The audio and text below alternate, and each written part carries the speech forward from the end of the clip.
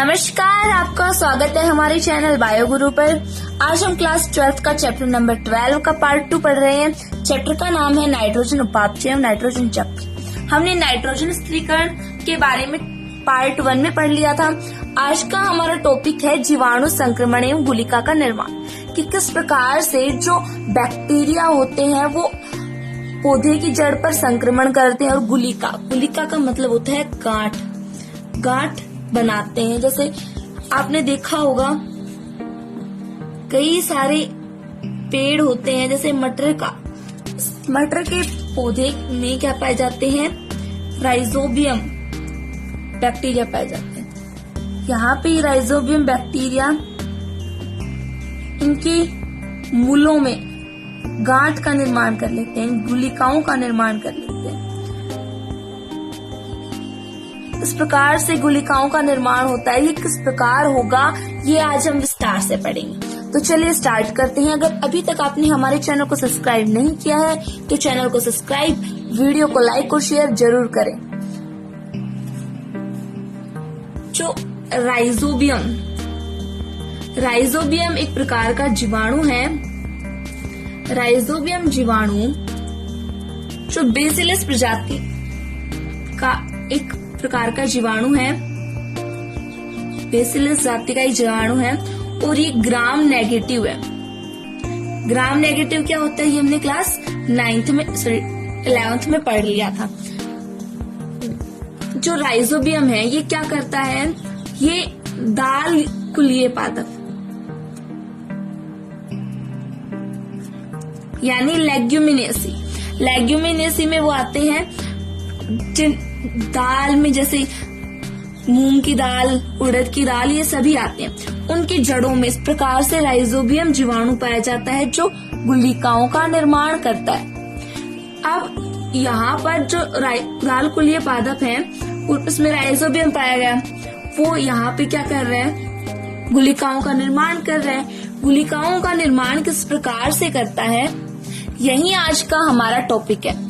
जो राइजोबियम जीवाणु है ये वायुमंडल में जो नाइट्रोजन गैस होती है उसे, उसके कंपाउंड्स को, यौगिकों को ग्रहण करता है। ये क्या कार्य करते हैं, डीएनए, आरएनए बनाने में, प्रोटीन बनाने में काम आते हैं, उसके जीव द्रव्य बनाने में काम आते हैं।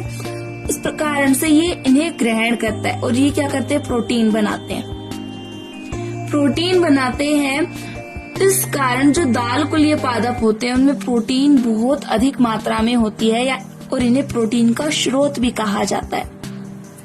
दाल कुलीय पादप जैसे लेग्यूमिनेसी कुल के पादप आते हैं। अब हम स्टार्ट करते हैं। अब क्या होगा, जो राइजोबियम होगा, राइजोबियम बैक्टीरिया या राइजोबियम जीवाणु है, ये दाल कुलीय पादपों की मूलों के पास आ जाएगा। दाल कुलीय पादप की मूलों के पास आकर गुलिका का निर्माण करता है। अब ये किस प्रकार से करेगा, अभी हम स्टेप वाइज पढ़ते जाएंगे। फर्स्ट स्टेप आता है हमारा, सबसे पहले जो जड़ें होंगी,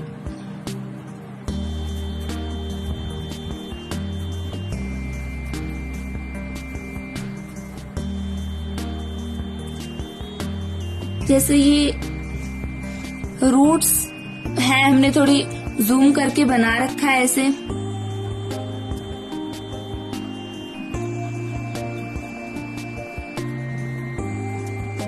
अब ये क्या, कौन सा भाग है, रूट्स है, और ये है राइजोबियम जीवाणु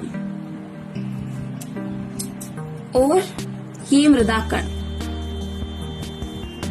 जो ब्लू है ये मृदाकण और जो पिंक दिखाई दे रही राइजोबियम बैक्टीरिया है और ये वो जड़ है, रूट है। अब सबसे पहले क्या होगा, जो रूट है वो एक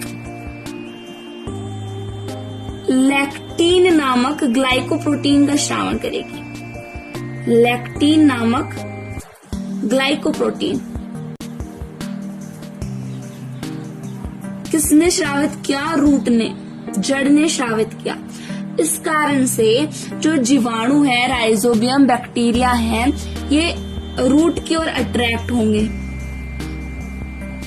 क्या हुआ फर्स्ट स्टेप में, जो रूट है वो लैक्टिन नामक ग्लाइकोप्रोटीन का स्राव कर रही है, जिसके कारण जो राइजोबियम मृदा में जो राइजोबियम जीवाणु हैं वो रूट की ओर अट्रैक्ट होते हैं।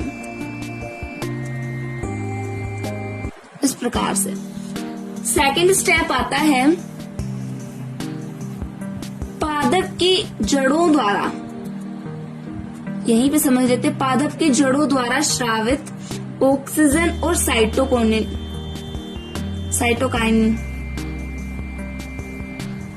हार्मोन ऑक्सीन, और ये ऑक्सीन है,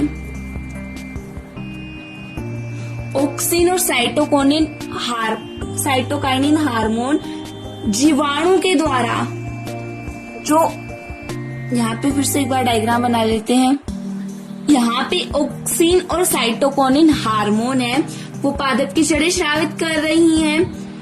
पादप की जड़ों द्वारा ये स्रावित जो ऑक्सीन और साइटोकाइनिन हार्मोन है वो जीवाणु के द्वारा, जो जीवाणु है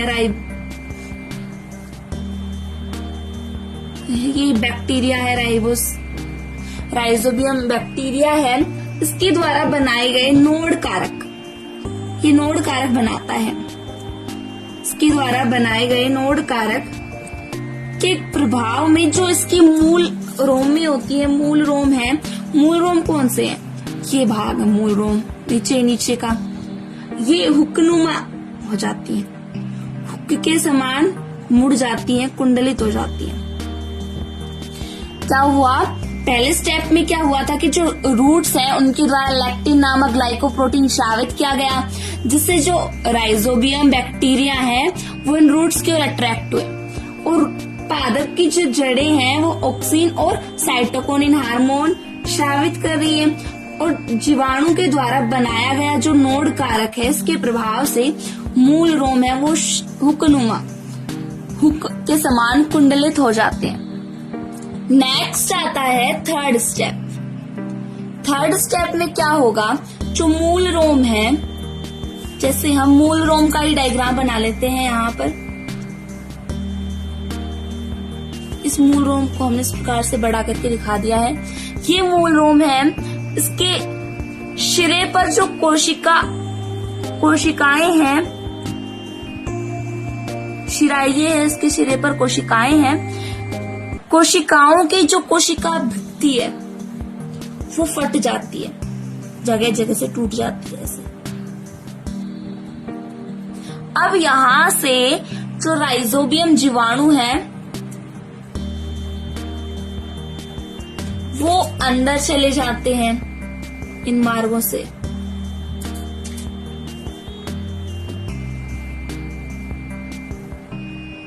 इस प्रकार अंदर चले गए। अब जो जीवाणु हैं वो कोशिका में प्रवेश कर जाते हैं। कोशिका में प्रवेश किए हुए राइजोबियम जीवाणुओं को कहते हैं बैक्टीरोइड। क्या कहते हैं? बैक्टीरोइड।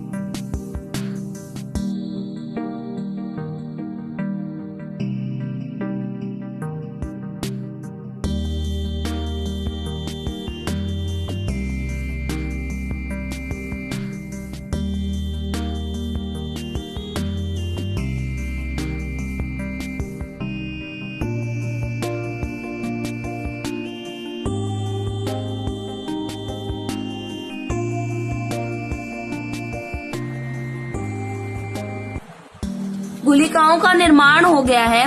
गुलिकाएं हैं वो अपने आकार में वृद्धि करती हैं। कैसे वृद्धि करेंगी? जो जीवाणु राइजोबियम जीवाणु है ये क्या करता है, एक एसिड स्रावित करता है, IAA, indole acetic acid. IAA की फुल फॉर्म क्या है?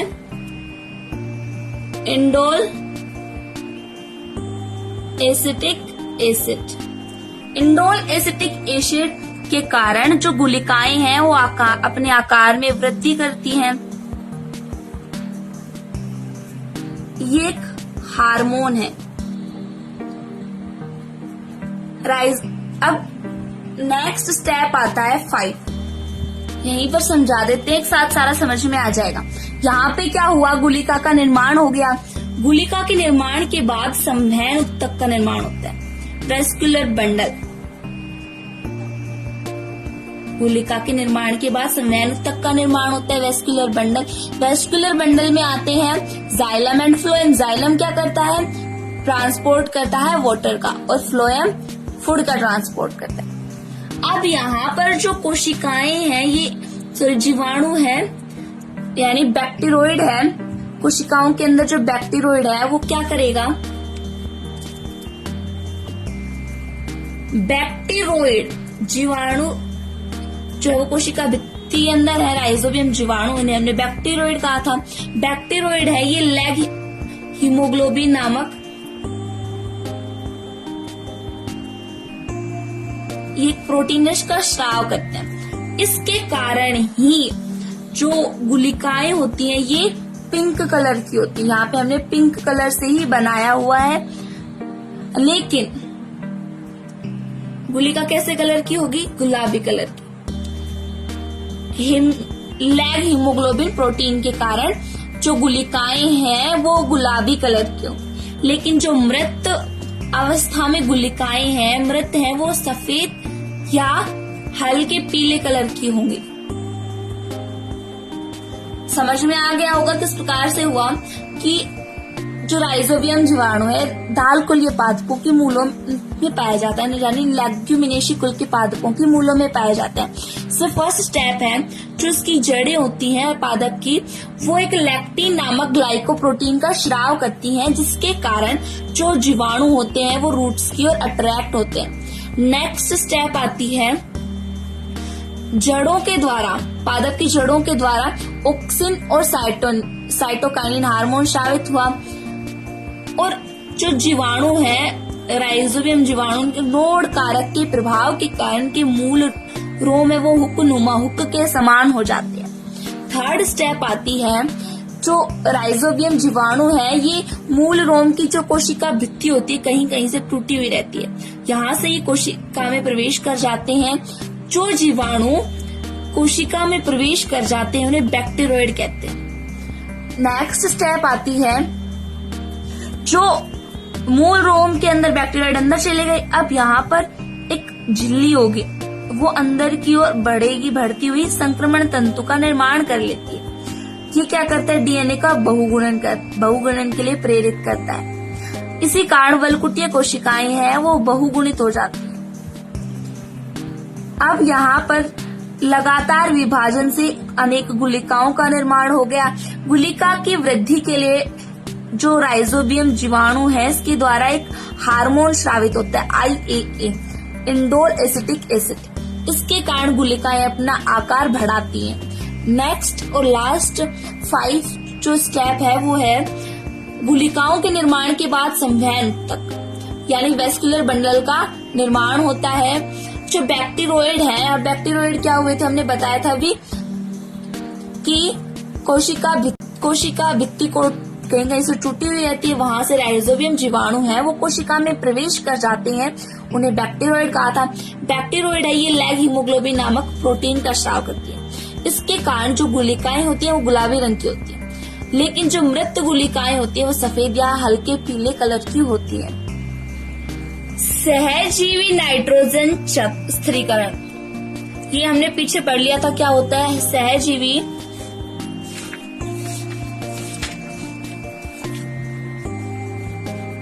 सहजीवी नाइट्रोजन स्थिरीकरण में दो प्रकार के प्रोटीन होते हैं।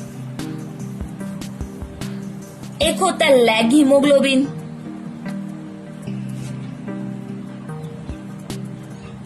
और दूसरा होता है नोड्यूलिन। नोड्यूलिन प्रोटीन और लैग हीमोग्लोबिन प्रोटीन। सहजीवी नाइट्रोजन स्थिरीकरण में दो प्रकार के प्रोटीन होते हैं, लैग हीमोग्लोबिन प्रोटीन और नोड्यूलिन प्रोटीन। सहजीवी नाइट्रोजन स्थिरीकरण क्या होता है ये हमने लेक्चर 1 में देख लिया था। यहाँ पर इसके दो प्रोटीन होते हैं, लैग हीमोग्लोबिन प्रोटीन और नोड्यूलिन प्रोटीन। इसमें से हम फर्स्ट पढ़ेंगे लैग हीमोग्लोबिन।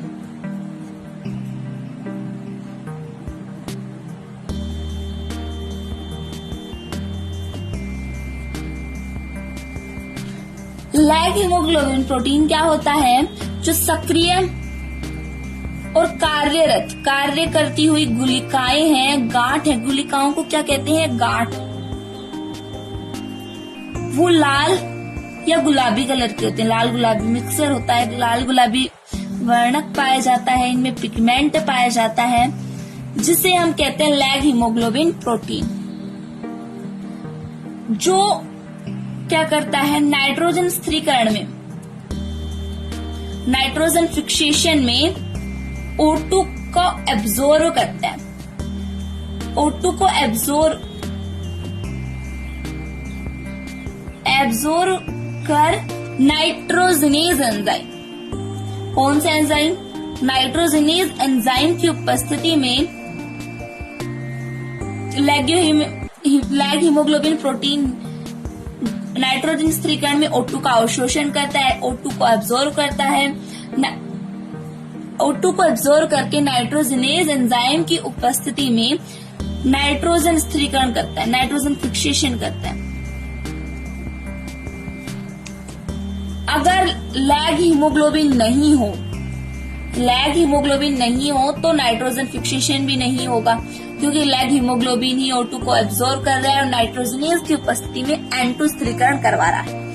तो यहाँ पे क्या हुआ कि लैग हीमोग्लोबिन है, ये एक इम्पोर्टेंट होता है सहजीवी नाइट्रोजन स्थिरीकरण में, क्योंकि अगर ये नहीं होगा तो O2 एब्जॉर्ब नहीं होगी और नाइट्रोजनेज एंजाइम की उपस्थिति में नाइट्रोजन स्थिरीकरण नहीं होगा।